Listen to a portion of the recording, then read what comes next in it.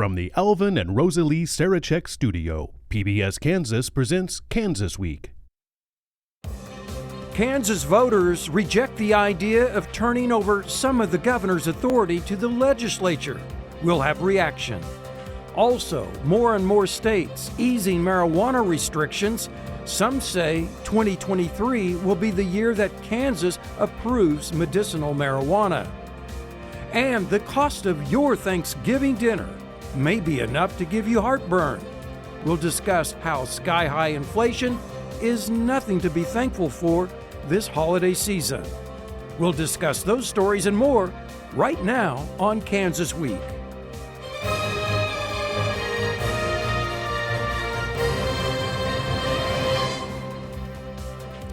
Good evening, everyone. I'm Chris Frank, filling in for Pilar Pedraza, who has the night off. In a narrow vote that took a week to tally, Kansas voters decided not to increase the state legislature's control over the workings of state agencies. It took a week of counting, but Kansas voters narrowly rejected an amendment to the state constitution that would have shifted regulatory clout from the governor to the legislature. It would have given the legislature more power over defining how state laws should be carried out by agencies, particularly environmental regulations on businesses that would have weakened the governor's authority and strengthened the role of lawmakers. Critics argued it was a move by Republican lawmakers to limit the political power of Democratic Governor Laura Kelly, who just won re-election. The failed effort was fueled partly over anger at the governor shutting down schools during the pandemic. The ballot measure failed with 50.5% opposed and 49.5% in favor, a difference of about 9,000 votes. Well, here to discuss this and some of the week's other top state and local stories, I'm joined by Adam Strunk, managing editor of the Harvey County Now newspaper. David Seaton is publisher of the Cali Courier-Traveler. And from Kansas City, we have KMBC television reporter Michael Mahoney. So question one, I'll start with you, Adam. What do you make of the Kansas voters rejecting this constitutional amendment? Well, I think by a very slim margin, Kansas voters still want to have a separate three branches of government, and they've kind of affirmed that with the vote. I think we're continuing to see a trend we're seeing on most amendments, not all amendments, to where when the whole statewide vote comes together, the results are a little bit different than the legislature who gets to draw their own legislative districts. Yeah. Well, David, given that the amendment failed, though, again, by a narrow margin that Adam was talking about, does it mean the amendment was really a bad idea in the first place? Well, that's hard to say. I think it's up to your opinion whether you're for it or against it. But it did seem like sort of a power grab by the very conservative Republican majorities in the legislature over a Democratic governor. Although they would claim that, hey, we subject to any governor, regardless of party in the office. And they had some reasons about some certain things that regulatory agencies had done in the way of, say, I think farming, and healthcare, and even like the Board of Cosmetology over-regulating, hair salons and things like that. So, but I think in the end, to me, I think maybe it was a little bit what we saw in the abortion amendment in August. That I think maybe people perceived it as actually maybe too much government interference and oversight. That maybe there was too much more activity or imposition of government on people's lives by having the legislature take some power away from another branch of government, kind of like Adam was going to. In the end, the legislature was just trying to basically cut out the executive branch, from this process. Yeah, and well, Michael Mahoney, I have a question for you, and although I'm asking you why you think the amendment failed to pass, I'm also wondering if its failure to pass possibly indicates that a narrow majority of Kansans were actually okay with the governor's handling of pandemic shutdowns. And after all, wasn't that a motivation for the amendment question? Your thoughts on that? Oh yeah, I think this was 100% a COVID response question that the legislature put on the ballot to try and rein in the governor's power. And the results being so close, I think indicates that Kansans were split on this issue. And the other thing that would have happened had the result on this been flipped at all is it would have triggered a pretty serious separation of powers lawsuit that would have gone all the way to the state Supreme Court, and they would have decided this. And so even if it had been approved by the voters, it wasn't going to be implemented for some time because it was going to go through the courts as a pretty interesting separation of powers lawsuit dealing with the Kansas Constitution and sort of indirectly bringing in the U.S. Constitution. So the Kelly administration and their supporters believe that it's an affirmation of the way they handled it. It was so close, it clearly indicates that there were a lot of Kansans that did not see it that way.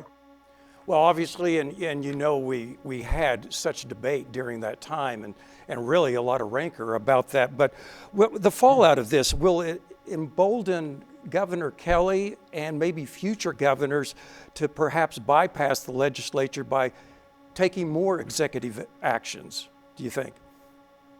Michael? No, I don't. I think the pandemic and the COVID circumstances were so distinct, so unique, and the actions that were taken there, school shutdowns, business closures, almost a complete shutdown of the state for a few weeks, and then her effort to try and extend that, which was soundly rejected. I think that was a one-time only thing, and like I say, the Kansans were split on how she handled it. Narrowly, they rejected this amendment, but clearly by the results of this vote, they were split on her response to it. All right, now here on the desk, I'll ask Adam and David, by the amendment failing, do you think this prevents or at least inhibits the legislature from micromanaging executive branch departments and agencies rather than as lawmakers passing the laws, setting the parameters for these departments to function? What do you think on this? I mean, it's just going to be business as usual as it's always been. Like, they'll pass laws, those laws will govern what different agencies can do, and that's how it's always worked in Kansas. So I don't see this as inhibiting them from doing the oversight they've normally done. It just prevents them from probably having a little bit more power over how the process works. And does it take some of the micromanagement out? Let the executive branch, let the departments do what they're empowered to do in the first place. Yeah, I think like Adam said, it's status quo. That's how, the legislature with the governor's approval or over a veto passes a law, and then you've got to implement that somehow, right? So a bureaucracy or an agency has to determine the on-the-ground rules of how to implement the laws, and that's how government functions. My understanding is that, now, I mean, if the legislature doesn't like a regulation that an agency has imposed, they can try to overturn it through normal legislative process that would take the governor's approval or override her veto. So it can still be done. It's just that it needs to involve, both branches of government. Right. Okay. Well, moving on, Kansas's top House Democrat says that legalizing medical marijuana is one of his top priorities for the upcoming legislative session. Missouri and Maryland both approved recreational marijuana in last week's election. Arkansas, North and South Dakota both rejected recreational marijuana. Those states, however, do allow medicinal use. A total of 38 states do not allow medicinal marijuana, including Kansas. Kansas House Democratic leader Tom Sawyer says he is committed to seeing that change next year. Sawyer says it is sound medical policy and Kansas voters support it. Michael Mahoney up there in Kansas City, why do you suppose Kansas is one of the last states that hasn't legalized medical marijuana? The legislature just hasn't been able to, it seems like, to get agreed upon bill out of committee to a full vote. Yeah, part of the fact is they're lacking a consensus, although during the 22 session, a bill to approve medical marijuana came very close to passing. It basically ran out of time after it was in a conference committee in the Senate. It had passed the House and passed the Senate, and when it was in a conference committee, there has just been a lot of reluctance to go down this route in the state of Kansas. Kansas is actually one of 3 states in the nation that have no consideration for public access to cannabis at all, whether it's CBD drugs for medicinal purposes, which is different than what's in the stores. There's nothing there. This fall, there was a set of two hearings on a combined committee of the members of the federal and state committee. Yes, they call it a joint committee, and they looked at this. They're going to come back and look at it again at another set of hearings here in a couple of weeks in early December. And then they're going to tour a Wichita hemp factory and some other facilities in Wichita, and then come up to the Kansas City area and look at medical marijuana and how the dispensaries and the process to grow it and process it up here. And everybody I'm talking to seems very confident that there's going to be a medical marijuana bill that gets submitted into the hopper when the legislature comes back in January. All right. Well, David, do you think your readers in particular and Kansas voters in general are ready to see legalized medical marijuana at least get out of committee to a vote? And what do you think happens if that does happen? Yeah, I'm pretty confident that the people of Kansas support it. And in fact, that's what polls have shown. I think there was one earlier this month from Emerson maybe that said 61% of Kansas voters support medical marijuana. So, and like Mike mentioned, it's one of these things, it's been building for years. They've been talking about this, I think, since 2010-ish or so. And it's been building, and the case for it has been kind of slowly accepted by more and more lawmakers. So it looks like it's going to happen. Even, I think law enforcement in general is still opposed to it, but I think they're resigned it's probably going to happen. They just want it to have proper regulations and controls to maybe minimize the effects of, on society.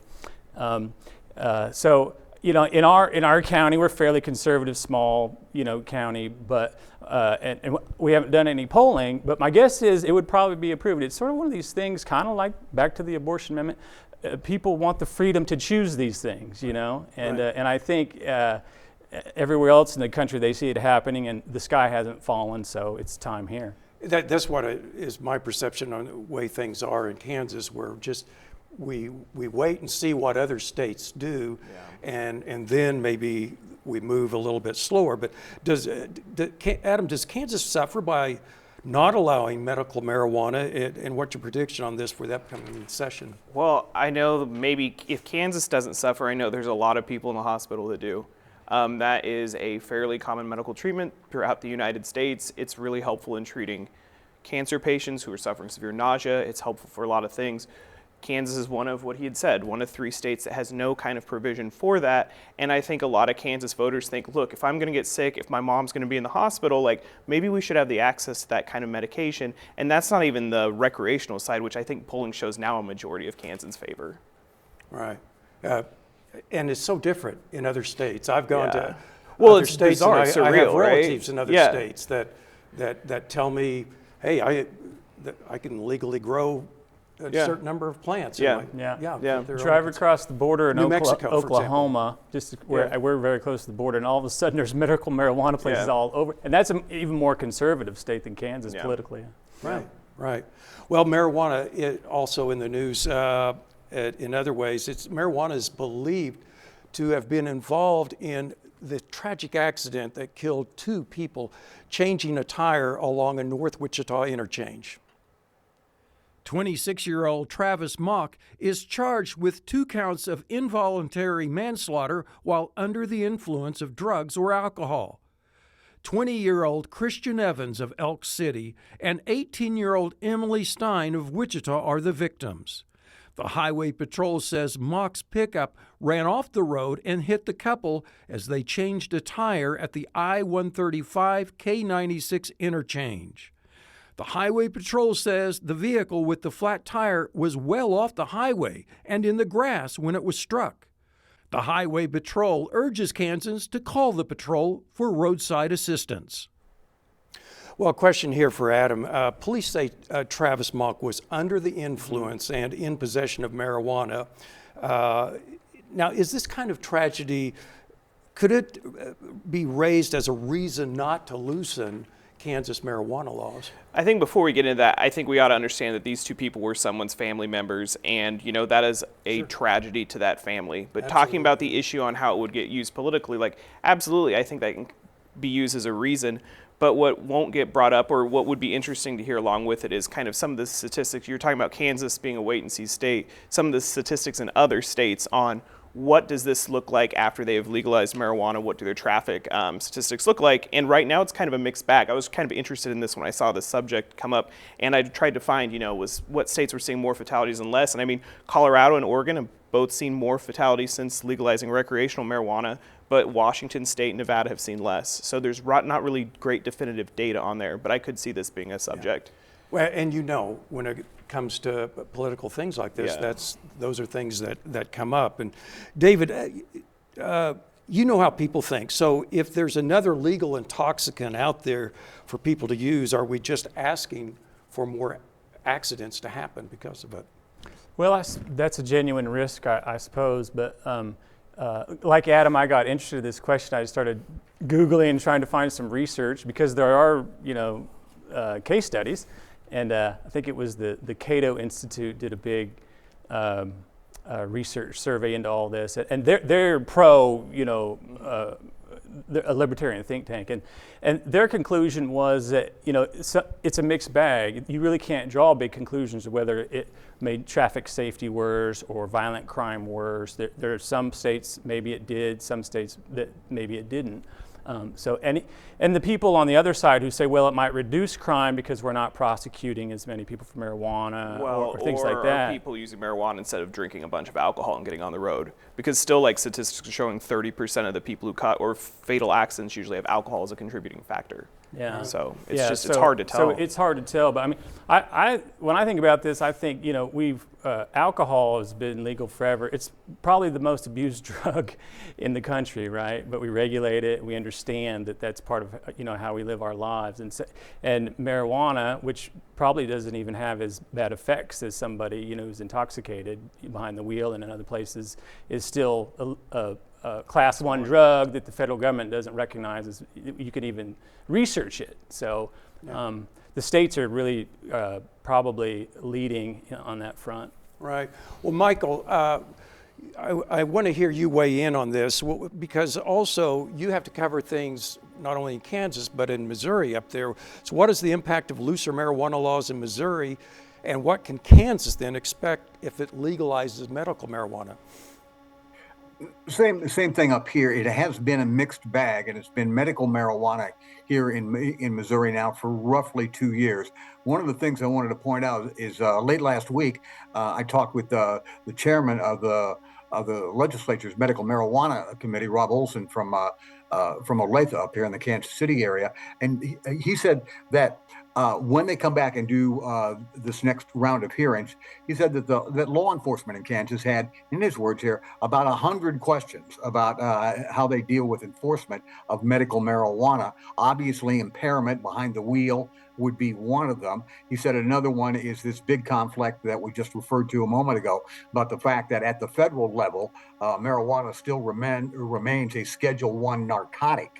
And so it's in the eyes of Washington, it's still illegal, but we see this wave moving across the United States in terms of medical marijuana, and in some cases recreational. I could remind the viewers that here in Missouri, the voters authorized recreational marijuana to go into effect early in 23. I believe that question's going to be on the ballot in Oklahoma quite soon as well. So what Olson says is he thinks about 80% of these questions of law enforcement can be worked out over the next few weeks before they drop a bill on the legislature, but about 20% of them remain pretty tough questions, like what do you do with somebody that has has authorization to use medical marijuana and they're in confinement, they're in the county jail, the city jail, much less prison. I suspect that they wouldn't have access to it, but those are questions that they need to resolve. And so law enforcement. They're going to be listening to law enforcement quite closely. And the advocates of medical marijuana in Kansas say that Kansas law enforcement seems to be acting like they have to build this from scratch rather than perhaps going to the other states that have this now, and it's over half the nation, and see how law enforcement has handled that in their jurisdictions rather than trying to build the wheel from the ground up. Well, we'll see in a couple of months, whenever the House and Senate get back together, what they come up with, whether they get medical marijuana out for a full vote. But next week is Thanksgiving. And with inflation being what it is, it's no surprise your Thanksgiving dinner is going to cost more this year. But add to that a turkey shortage, and Cakes Maeve Ashbrook says you might want to shop around for the best deal. Here at Dillon's, Thanksgiving shoppers like Alex Wilson are filling the aisles. We're going to make green bean casserole, stuffing, some sweet potatoes. But this year, when it comes to the cost of her family's meal, Probably a little bit more than usual. Dillon's and its customers are seeing the effects of inflation. The turkey specifically. So for us, we've seen about a 20-cent per pound cost increase on turkeys. It's the same story across Wichita at Yoder Meats. Everyone's getting back to normal, so they're, getting back with their families. Problem is we're not having those big turkeys anymore. General Manager Pat Hertel says a shortage of turkeys because of the avian flu is causing an up to $1 per pound price increase. We used to do about 300 16 to 20 pounders, so we have 0 this year. And we usually do about 400 to 500 smaller birds, and we only got about 275, 300. While Dillon's isn't dealing with the turkey shortage, representatives say the company is still amping up deals and steals, $48.99 including tax. including helping families finance a meal for under $50. Inflationary pressures have really impacted our customers. That's why we're doing everything that we can to keep those prices low. So, despite inflation, you can enjoy your favorite holiday traditions. Just cooking. Cooking the night before we usually do. So, yep, that's always our favorite. All right, Adam, what's to blame for this persistent inflation, and is there really much the government can do about it that it's not already doing? Well, it can't really prevent avian flu. I No. mean, you had a big shortage. It pushed prices way up in October. Prices have come down significantly. Like, I think Harvey County was $47.75, which was $16 cheaper than the national average in that whole Farm Bureau survey. I did it too. Yeah. But yeah, and what you're seeing too, it kind of squeezes some of the little guys, because like companies like Kroger can buy huge amounts of contract turkeys ahead in advance, so they have a bunch of turkeys, to where like you might have some little butcher shops which are buying much smaller amounts, and they're not able to contract out and have those turkey reserves. So that's what you were seeing. But yeah, obviously there's inflation. It's still more expensive even without the increased turkey price than it would have been. But I mean, right now our average in Harvey County after 3 grocery stores is about $1.14 a pound for turkey. I don't know about you. I've covered agriculture as a beat before, and one of the things I used to hear all the time is the cure for high prices is what? High prices. Because whenever it comes to farms, commodities, a farmer, look, turkey farmers, producers, they know, well, they want to grab the high price, so they'll try to increase the production. The same thing that happens with wheat, milo. So are your readers, is this something you hear about on the street down there in Ark City and Winfield? Well, the complaining about the high prices for everything has been going on for a long time. Yeah. Go to the grocery store and look at the price of eggs, and whoever's standing next to you, you can both have a good conversation. But like $4.50 this I don't know about Thanksgiving. I'm sure it applies here. We did a story just the other day about people, if they're doing their Christmas shopping yet and what they want, and several people mentioned that they're cutting back on Christmas shopping, similar story, because of the high prices and doing other things, maybe doing handmade gifts and things like that. So it's affecting how people are going to shop and buy stuff this holiday season for sure. Mm-hmm. Well, the American Farm Bureau, they come out with their survey every year at this time, and they said that the average cost of this year's holiday meal, $64.05, up from 2021 of $53.31. But there is one item. It says a 12-ounce bag of fresh cranberries is down 14%. So I guess that's Thanks. something I to have a be thankful solution about. to the high turkey prices, though, for my family. If you're one of the first 2,000 people to sign up for the turkey trot race tomorrow morning, you can get a free turkey. Here in Wichita. There you go. I'll have to think about that. I'll pay for the turkey. I'm not going to be out there running. Well, I got Gonna be something. cold. I want to address this to Michael up in Kansas City. You know, there was a war of words this week exchanged between the state GOP leaders and State Senator Dennis Pyle, a Hiawatha Republican. The GOP blaming Pyle for Derek Schmidt losing to Governor Laura Kelly because Pyle ran as an independent candidate. Well, what about that? Pyle says, "Don't blame me." Well, I think the Pyle candidacy has to accept some responsibility because those are votes that could have gone to Derek Schmidt. There are others inside of the Republican Party that say they're not impressed with the way the Schmidt operation ran their campaign. And interestingly enough, they were not the top Republican vote getter on the ballot in November. Chris Kobach, for example, outperformed Derek Schmidt on the ballot. And now the Republican Party has threatened or basically started to sanction party members, precinct captain members, and anybody else that may have signed a petition on behalf of Dennis Pyle or supported his campaign in any way, that they were going to sanction them. And then the state party chairman came out late last week and said, we're going to suspend this sanction process because we've got too many of them to deal with. And I also understand that very late last week, some of the top people in the Republican Party were getting together to talk about this. And I'm talking about elected officials as well as party insiders and big shots. This is real inside baseball, but it speaks to the question that we're raising here. Did Dennis Pyle cost Derek Schmidt the governor's race? And he was certainly a factor. He got about 20,000 votes. If every one of Pyle's votes automatically transferred to Schmidt, the Schmidt campaign still would have fallen a few votes short. But it was certainly a factor. And now the party's trying to discuss what went wrong and who might be to blame. And they're also trying to stop the circular firing squad that seems to have erupted after the governor's race. Well, they're going to have their hands full, maybe keeping everyone in the huddle. But that's to be seen coming up. Well, that's it for this week. We have Thanksgiving coming up. We want to thank Adam Strunk of the Harvey County Now, David Seaton of Cali Courier Traveler, as well as KMBC television reporter Michael Mahoney for joining the discussion. We'd also like to thank our news partners at the Wichita Eagle, Cake TV, and KSN Television for sharing their materials with us. Pilar will be back next week. I'm Chris Frank. We hope you have a happy Thanksgiving week, great Thanksgiving holiday week ahead. So long for now.